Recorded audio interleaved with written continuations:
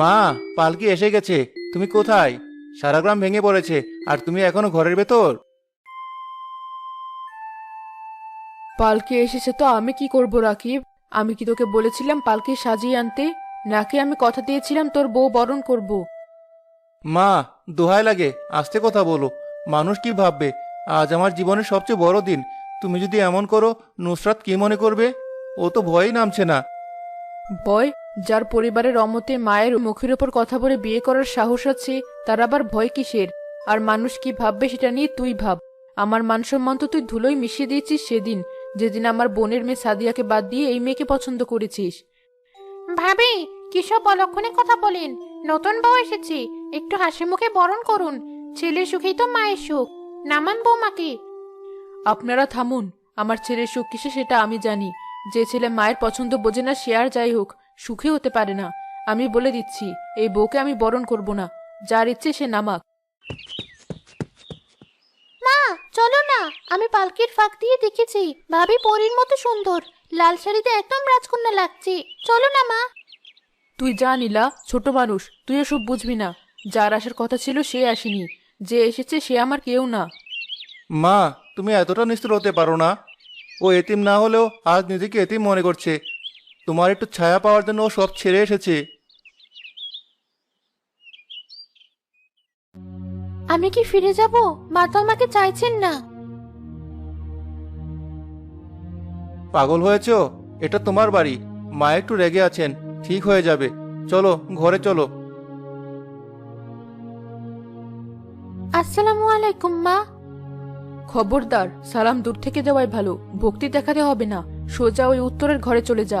আমার চোখের সামনে বেশি গুড়গুড় করবি না। ভাবি, তুমি মন খারাপ করো না। মা এমনই। চলো, আমি তোমাকে ঘর দেখিয়ে দিই। আমি তোমার জন্য বিছানায় ফুল ছিটিয়ে রেখেছি। তুমি আমার ননদ। নাম কি তোমার? আমি নীলা, এই বাড়ির ছোট পুলিশ। চলো, আমার সাথে চলো।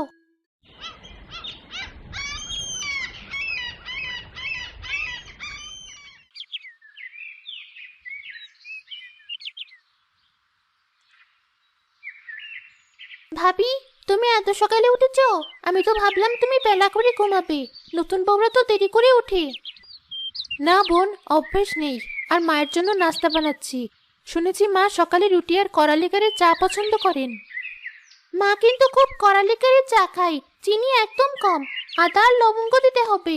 তুমি পারবে? চেষ্টা করছি। তুমি একটু টেস্ট করে দেখবে?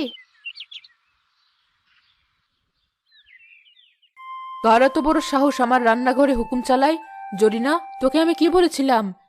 আম্মা, আমি তো কিছু করিনি। বৌমনি জোর করে। মা, আমি নুসরাত। জরিনা খালার দোষ নেই। আমি ভাবলাম আপনি অসুস্থ, তাই একটু সাহায্য করি। আমি রুটি আর ভাজি করেছি। আর এই নিন আপনার চা।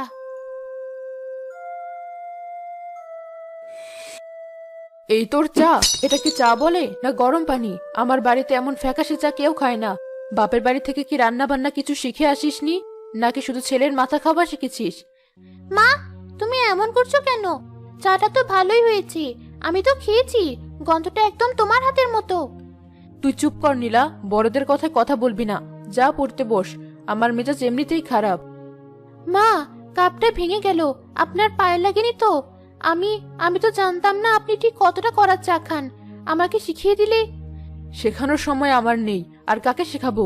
আমার বোনের মেয়ে সাদিয়া হলে বলতে হতো না আমি কেমন চা খাই? রক্ত আর অনাত্মীয়র মধ্যে এটাই তফাৎ। শোন মেয়ে, এবারের বউ হতে হলে যোগ্যতা লাগে। শুধু লাল শাড়ি পরলেই বউ হওয়া যায় না। মা, আমি চেষ্টা করব। আপনি যা বলবেন আমি তাই করব। আমাকে সুযোগ দিন। সুযোগ ভিক্ষা চাইতে হয় না, অর্জন করতে হয়। আর আমার ছেলেটাকে তো জাদু করেছিস। এখন আমাকে বশ করার চেষ্টা করবি না। যা, আমার সামনে থেকে যা।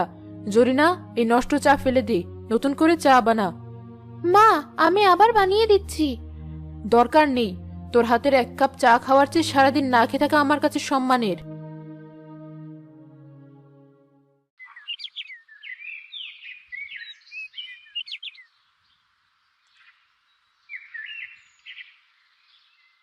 কিরে রাহেনা, মুখটা এমন হাড়ি পিলের মতো করে রেখেছিস কেন?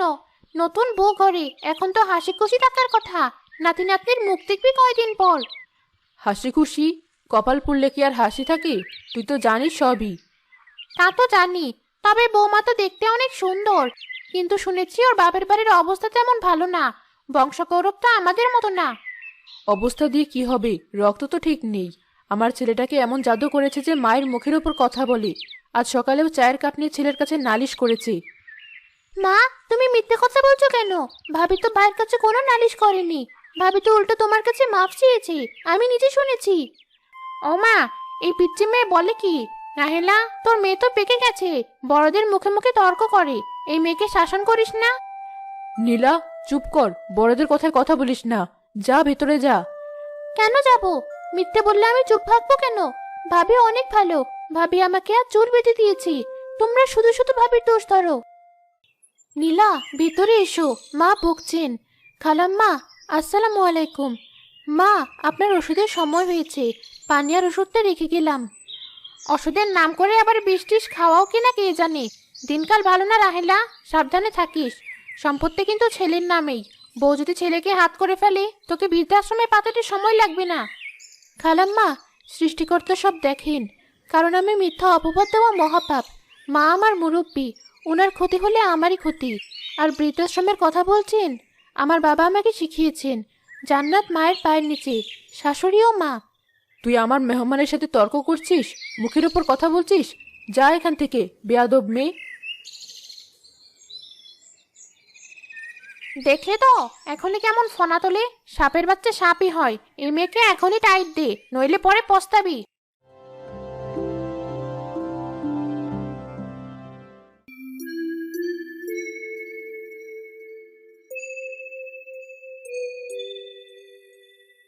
মা, তুমি টেবিলে আসছো না কেন? এসো, একসাথে খাই। নুসরাত অনেক কষ্ট করে রেঁধেছে। তোরা খা, আমি আমারটা পরে খাবো। মা, এটা কেমন জেদ? এক ছাদের নিচে থাকি, আর হাড়ি আলাদা। মানুষ জানলে কি বলবে? আমি কি পর হয়ে গেছি? মানুষ যা খুশি বলুক, যে বউ শাশুড়িকে সম্মান করে না, তার হাতের ভাত আমি খাবো না। আর তুইও তো বউয়ের আঁচলে বাধা পড়েছিস। মায়ের হাতের রান্না তো এখন আর মুখে রুচবে না। মা, আপনি যদি আমার হাতের রান্না না খেতে চান ঠিক আছে, কিন্তু আপনি না খেয়ে থাকবেন না। আমি সরে যাচ্ছি। আপনি রাকিবের সাথে বসে খান, আমি পরে খাবো। মা, তুমি যদি ভাবির সাথে না খাও তাহলে আমিও খাবো না। আমিও ভাবির সাথে পরে খাবো। তুইও ওই দলের হয়ে গেলি? পেটের মেয়েও পর হয়ে গেল। দুদিনের মেয়ে তোকে কি খাইয়েছে যে তুই মায়ের বিরুদ্ধে কথা বলছিস? পর হবো কেন? ভাবি তো ভালো, তুমি তো অযথা রাগ করছো। আজ দুপুরে ভাবি না খেয়েছিল যতক্ষণ তুমি খাওনি। আমি দেখেছি ভাবি রান্না করে বসে কাঁদছিল। শুনেছ মা, মেয়েটা সারাদিন না খেয়েছিল তোমার জন্য, আর তুমি তাকেই কথা শোনাচ্ছ? মা, তোমার এই জেদ আমার সংসারটা ভেঙে দিচ্ছে। আমাকে ইমোশনাল করবি না, তোদের মায়া কান্না আমি বুঝি। আমি আমার ঘরে গিয়ে খাচ্ছি। জরিনা, আমার খাবার ঘরে দিয়ে আয়।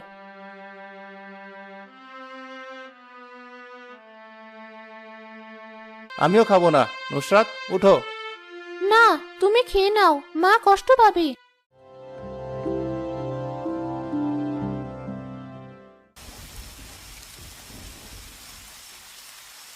রাকিব ব্যবসার কাজে ঢাকায় যাওয়ায় বাড়িতে শুধু রাহেলা বেগম, নুসরাত, নীলা আর জরিনা ছিল।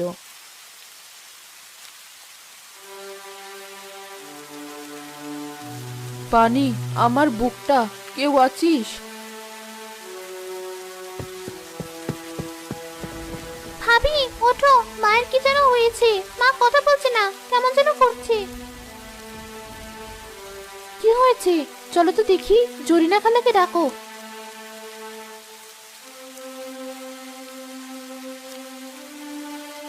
মা, মা আপনি শুনতে পাচ্ছেন? নীলা, তাড়াতাড়ি গরম পানি আর গামছা নিয়ে এসো। জরিনা খালা, তেল নিয়ে আসুন। রাকিব, রাকিব কই? আমি মরে গেলাম। আমার ইনহেলার। মা, রাকিব বাড়িতে নেই, আমি আছি তো। ইনহেলার কোথায় মা? নীলা, ড্রয়ারটা দেখো।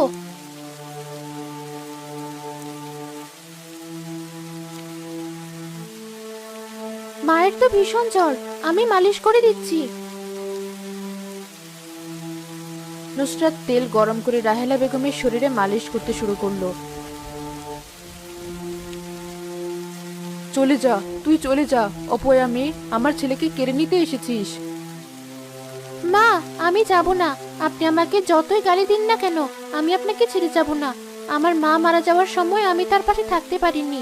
সৃষ্টিকর্তা আমাকে সুযোগ দিয়েছেন আপনার সেবা করার। ভাবি, মা কি বাঁচবে? আমার খুব ভয় করছে। চুপ কর পাগলি, মায়ের কিছু হবে না, আমরা আছি না, তুই দোয়া পড়। নুসরাত সারা রাত এক মুহূর্তের জন্য বসলো না। একবার তেল গরম করে মালিশ করে, একবার হাত পাখা দিয়ে বাতাস করে, আবার পায়ের তলা ডলে দেয়।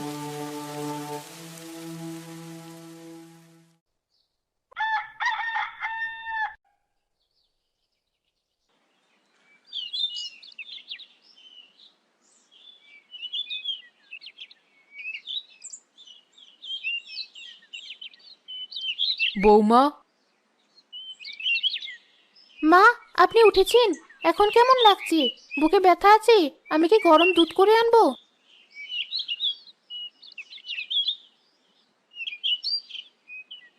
তুই সারা রাত ঘুমাসনি? মা অসুস্থ থাকলে মেয়েকে ঘুমাতে পারে? মেয়ে, আমি তো তোকে মেয়ের মর্যাদা দিইনি কোনোদিন, শুধু অপমান করেছি, তাড়িয়ে দিতে চেয়েছি। কাল রাতেও তোকে আমি কত খারাপ কথা বললাম। মা তো বকবেই, জ্বরের ঘরে মানুষ কত কিছুই বলে, ওসব আমি মনে রাখিনি মা। আপনি সুস্থ হয়েছেন, এটাই আমার সুখ। কাল রাতে যখন আমার মনে হচ্ছিল আমি মরে যাব, তখন তুই ছাড়া আর কেউ ছিল না। যাকে আমি পর ভাবতাম সে মৃত্যুর সাথে লড়াই করলো আমার জন্য। মা, তুমি ঠিক আছো? জানো, ভাবি সারা রাত তোমাকে নিয়ে বসেছিল। ডাক্তার চাচাকে ফোন দিয়েছিল, কিন্তু জ্বরে কেউ আসেনি। ভাবি ডাক্তার হয়ে তোমাকে বাঁচালো। জানি মা, আমি সব বুঝতে পেরেছি। নুসরাত, এদিকে আয়, আমার কাছে আয়। আমাকে মাফ করে দিস মা, আমি অন্ধ ছিলাম। আমি জেদের বশে হীরা চিনতে পারিনি। তুই অন্য ঘরের মেয়ে না, তুই আজ থেকে আমার মেয়ে, পেটের মেয়ের চেয়েও বেশি। সৃষ্টিকর্তা তোকে আমার ঘরে পাঠিয়েছেন আমাকে মানুষ বানানোর জন্য। মা, আপনি আমাকে মেনে নিয়েছেন, এর চেয়ে বড় পাওনা আমার আর কিছু নেই। মা, মা, তুমি ঠিক আছো? আমি রাস্তায় আটকে ছিলাম, ফোনেও পাচ্ছিলাম না। নুসরাত, মা কোথায়? এত চিৎকার করছিস কেন? আমি ঠিক আছি। শুনলাম তোমার খুব জ্বর ছিল। কে দেখলো তোমাকে? ডাক্তার এসেছিল? ডাক্তার লাগেনি, আমার ঘরেই তো ডাক্তার আছে। মানে? আমার মেয়েটা নুসরাত, ও না থাকলে আজ আমাকে জ্যান্ত দেখতে পেতি না রাকিব। মা, তুমি তুমি নুসরাতকে মেয়ে বলছো? কেন বলবো না? যে মেয়ে স্বামীর অনুপস্থিতিতে শাশুড়ির শত অপমান সহ্য করে মায়ের মতো সেবা করে, সে কি আর ছেলের বউ থাকে? শোন রাকিব, তুই ঢাকা থেকে আমার জন্য কি এনেছিস জানি না, তবে আজ থেকে বাড়ির চাবি আমি নুসরাতের হাতে দিলাম। আমার সংসার ওই চালাবে। আর হ্যাঁ, সামনের ঈদে নুসরাতের জন্য সবচেয়ে দামি শাড়িটা আনবি। আর আমার জন্য? তোর জন্য তো আনবেই, কিন্তু আগে তোর ভাবের জন্য। মা, আমি কি পারবো এই বড় সংসার সামলাতে? তুই না পারলে আর কে পারবে? তুই তো আমার ঘর আলো করেছিস। আর শেফালিকে বলে দেব আমার মেয়ে সম্পর্কে আর একটা বাজে কথা বললে আমি তার সাথে সম্পর্ক রাখবো না।